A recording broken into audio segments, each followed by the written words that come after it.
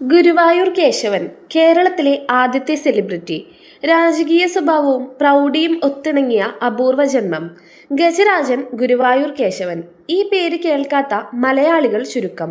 ഒരു ആനയായി ജനിച്ച് മനുഷ്യകുലത്തെ പോലും അസൂയപ്പെടുത്തുന്ന സൽപ്പേരും പ്രശസ്തിയും നേടിയ ഗുരുവായൂർ കേശവൻ കേരളത്തിലെ ഏറ്റവും പേരുകേട്ട ആനയാണ്. ശാന്ത സ്വഭാവം, ഗാംഭീര്യം, തലയെടുപ്പ്, സൗന്ദര്യം, ശക്തി എന്നിവ ഒത്തിണങ്ങിയ ആനയായിരുന്നതായി പ്രശസ്തമാണ്. ഗുരുവായൂരപ്പന്റെ തിടമ്പ് 40-ൽ കൂടുതൽ വർഷങ്ങൾ സ്ഥിരമായി എടുത്തിരുന്നു. ഗുരുവായൂർ ക്ഷേത്രത്തിലെ ചിട്ടകളെക്കുറിച്ച് നിഷ്ഠയുണ്ടായിരുന്നതായും പാപ്പാൻ പറയാതെ തന്നെ എഴുന്നള്ളിപ്പ് സ്ഥലത്തും മറ്റും തനിയെ എത്തിയിരുന്നതായും പഴമക്കാർ പറയുന്നു. ഒരാളെ പോലും ഉപദ്രവിച്ചിട്ടില്ല. ഒരിക്കൽ പാപ്പാനോട് പിണങ്ങിപ്പോകുമ്പോൾ ഒരിടവഴിയിൽ വെച്ച് എതിരെ വന്ന വഴി മാറിക്കൊടുത്ത കഥ പ്രശസ്തം. ഗുരുവായൂരപ്പന്റെ അഭിമാനം സംരക്ഷിച്ചിരുന്നു. ഗുരുവായൂരപ്പന്റെ തിടമ്പൊഴികെ ഒന്നും മുൻകാലിലൂടെ കയറ്റില്ലെന്നും വേറെ എവിടെ പോയാലും തിടമ്പേറ്റിയല്ലാതെ പങ്കെടുക്കില്ലെന്നും നിയമം. കൂടുതൽ വലിയ ആനകളുണ്ടെങ്കിലും തിടമ്പേറ്റിയാൽ കേശവന്റെ തലപ്പൊക്കം കൂടുമെന്ന് പ്രശസ്തി. നിലമ്പൂർ കാടുകളിൽ കളിച്ചു വളർന്ന കുട്ടിക്കൊമ്പൻ ആരോ കുഴിച്ച വാരിക്കുഴിയിൽ വീണു. അവിടെ നിന്നാണ് നിലമ്പൂർ കോവിലകത്തെത്തിയത്. നിലമ്പൂർ കോവിലകത്തെ രണ്ടാമത്തെ കുട്ടിക്കൊമ്പനായി വിലസുന്ന സമയത്താണ് മലബാറിലാകമാനം മാപ്പിള ലഹള പൊട്ടിപ്പുറപ്പെട്ടത്. മലബാർ ലഹളയുടെ ഭീതി കൂടി വന്നപ്പോൾ ആക്രമണം ഭയന്ന് നിലമ്പൂർ കോവിലകം വലിയ രാജ തൃശ്ശൂർക്ക് താമസം മാറി. സ്വത്തുവകകളെല്ലാം കാര്യസ്ഥനെ ഏൽപ്പിച്ചു.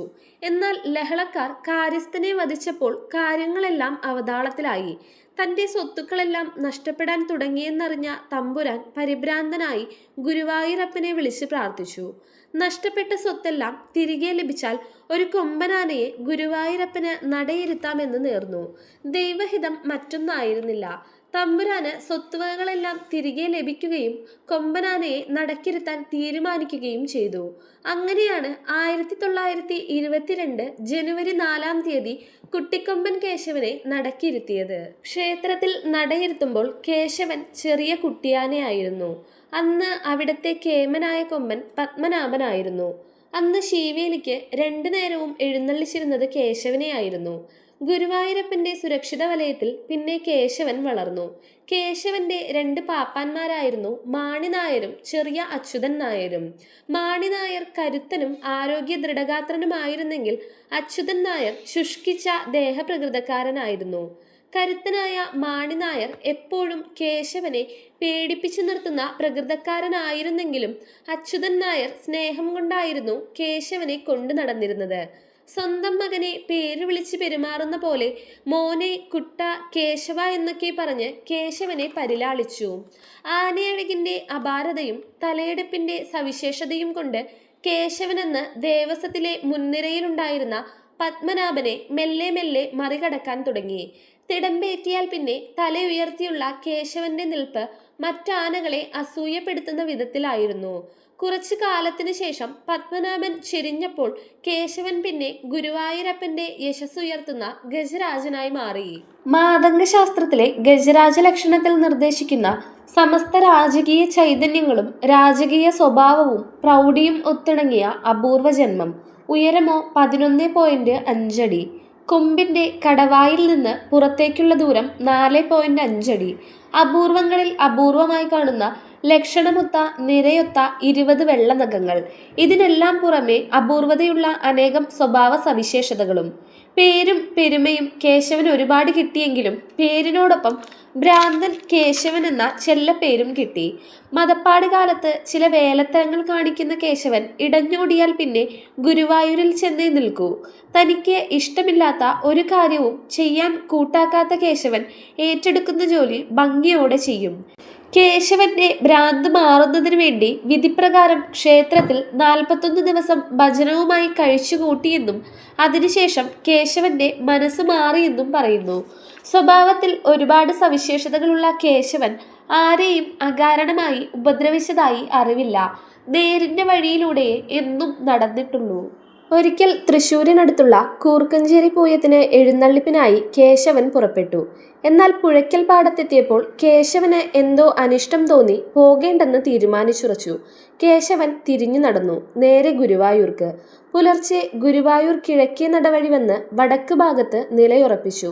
പാപ്പാന്മാർ എത്ര നിർബന്ധിച്ചിട്ടും അന്ന് കേശവൻ വഴങ്ങിയില്ല. പിന്നീടൊരിക്കൽ കൂപ്പിൽ പണിക്ക് പോയപ്പോൾ പാപ്പാന്മാരെ പേടിപ്പിച്ച് ചില്ലറ നാശനഷ്ടങ്ങളൊക്കെ വരുത്തി ഗുരുവായൂർക്ക് തിരിച്ചു. അന്ന് കേശവനെ വെടിവെക്കാൻ പോലീസുകാരൊക്കെ തയ്യാറായി വന്നതാണ്. പക്ഷേ ഗുരുവായൂരപ്പൻ്റെ ആനയെ വെടിവെക്കാൻ ആർക്കും ധൈര്യമുണ്ടായില്ല.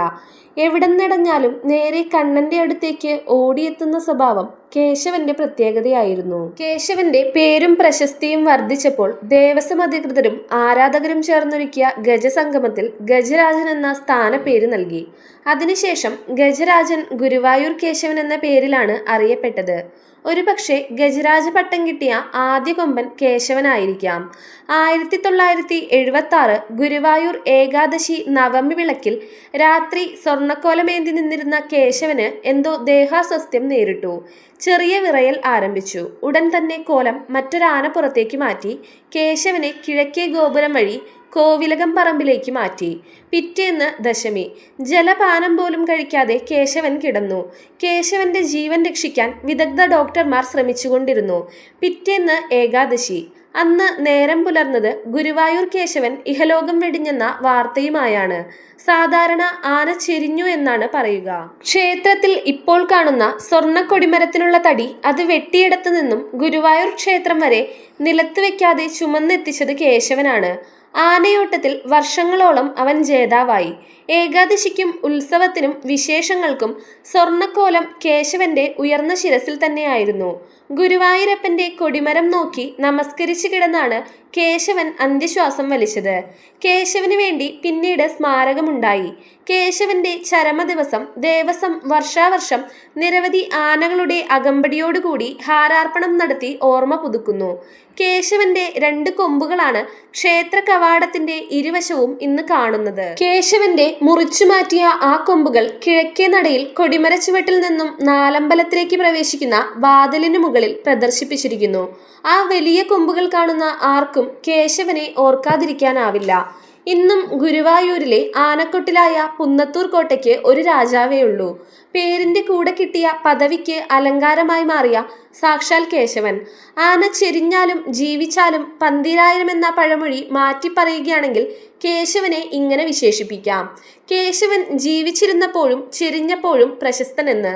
അതുകൊണ്ട് തന്നെ കേശവന്റെ കാലം കഴിയുന്നില്ല.